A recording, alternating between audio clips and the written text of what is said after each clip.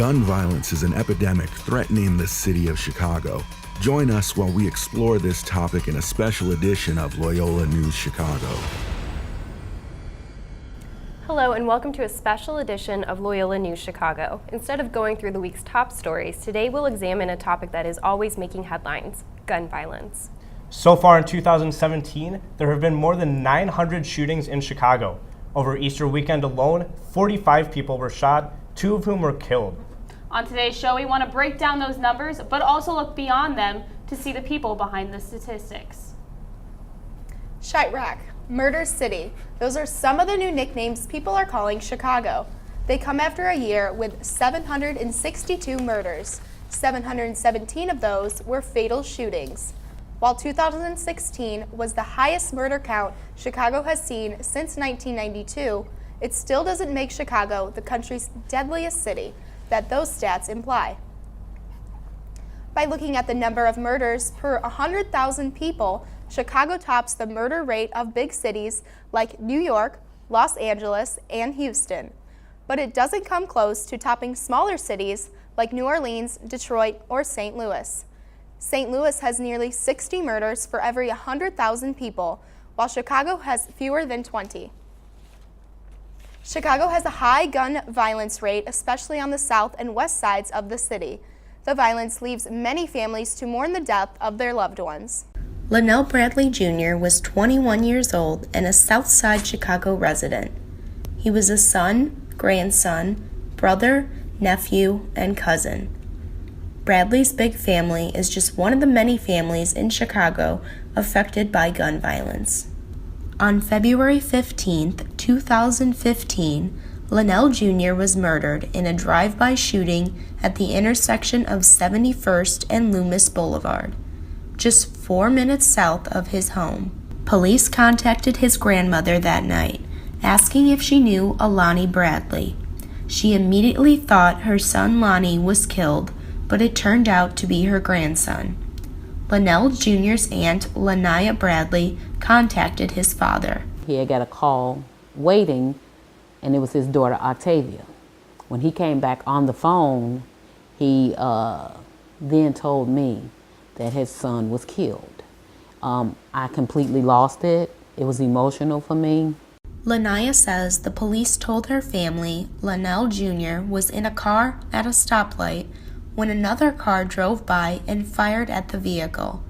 He was shot multiple times. That was Valentine's Day weekend. His plan was to go actually meet up with his girlfriend Maisha at that time. He never made it to meet up with her.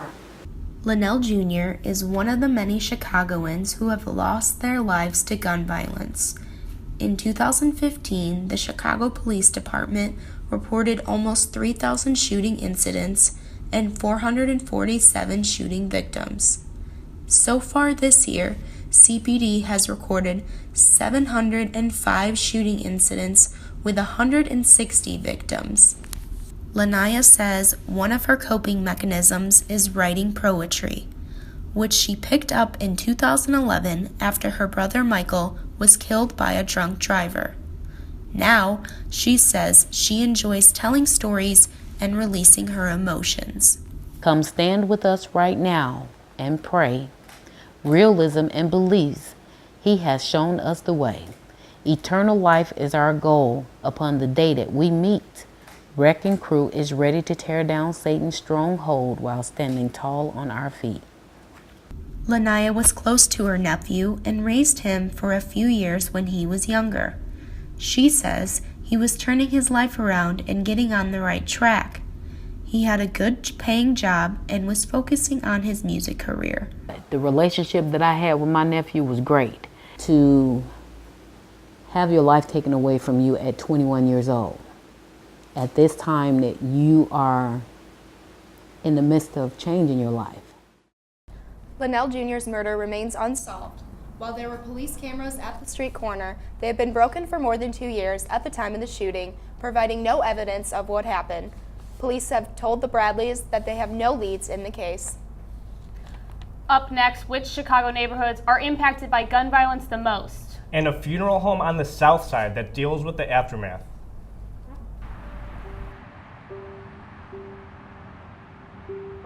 Hi, excuse me. Hi, excuse me.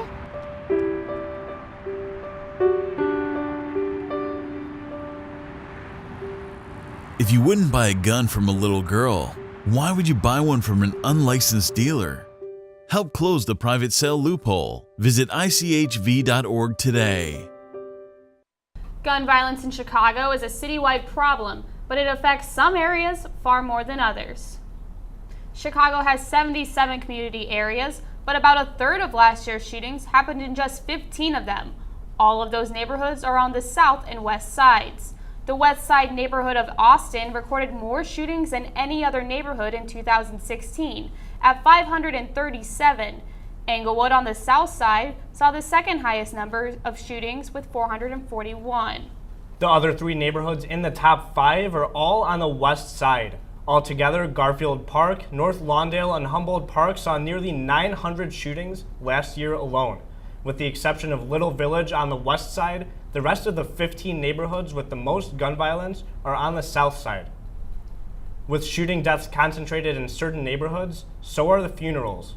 One family-owned funeral has been around for more than 80 years. It's seen its fair share of people killed by gun violence. Preparing a 6-month-old girl's body for a funeral isn't an easy task in any scenario. Not when she died in her dad's lap. Not when she died of crossfire as an innocent bystander. And not when she's just the latest name in Chicago's seemingly never-ending list of people killed by gun violence. But that's the reality for a South Side funeral home. When violence hits Chicago, it hits Leak & Sons. Founded in 1933, the family-owned funeral home is a staple of its community. Its 80-year-old executive funeral director and CEO says it's not an easy job. There's no way that you don't take this home with you. This is a business where you just can't leave it at the office. It'll stay with you. The funeral home in the Chatham neighborhood is no stranger to gun violence. Leak says in the past couple years, the business has arranged services for about 150 people killed by gun violence. In 2016, that's 20% of all shooting deaths. We see what's happening on the news, and then the next day we get a call from that same family. We saw the news saying, "Mr. Leak, I need your services." Despite the sadness that fills Leak & Sons with every family that walks through, Leak says he and his team have to stay focused. As depressed as you might be, you still have to be able to give that service, answer the questions, be dignified, but at the same time, let them know that you care about them. But that doesn't mean there's a set formula to be a funeral director. Families want to know that you care about them, and they can tell. You can't fake it. And if you're trying to fake it, you won't make it in this business, because people know that when you're sincere. Leak says he hopes his sons can carry on the family business for years to come.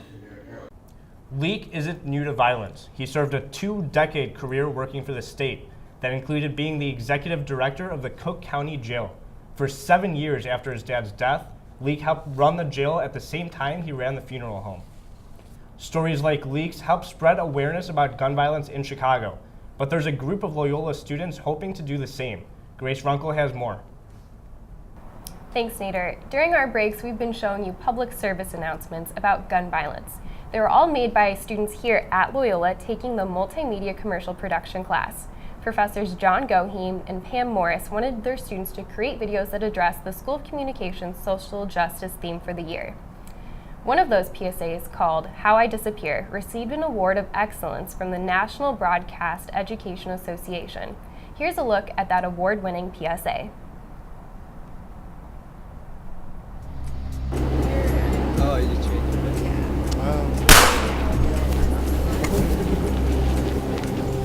Still playing that game? Yeah.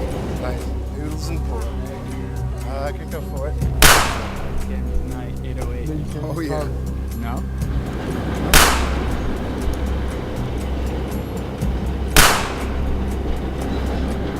Every day, 7 teens die from gun violence. Don't let your child become a statistic.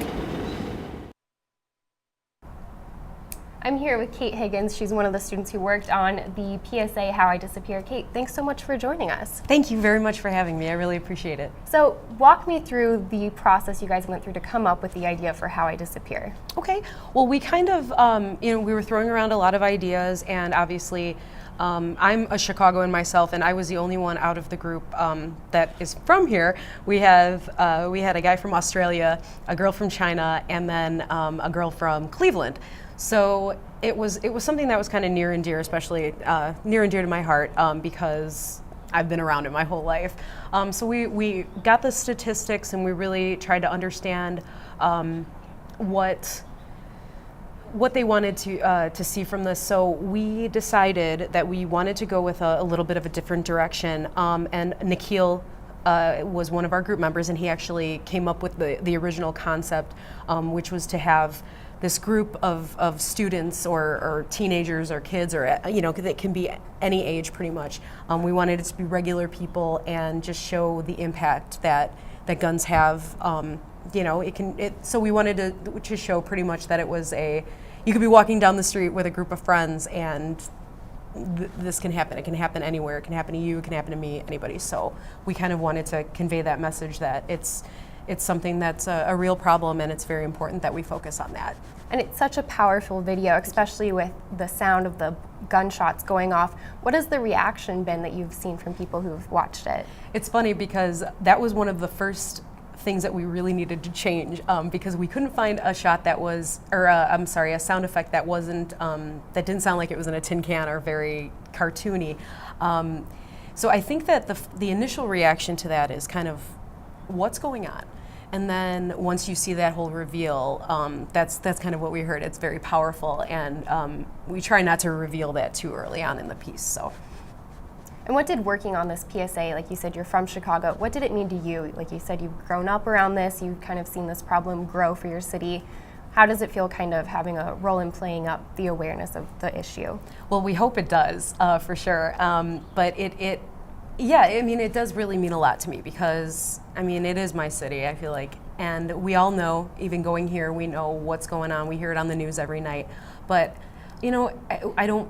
I think that it's almost like we feel like nothing's being really done about it.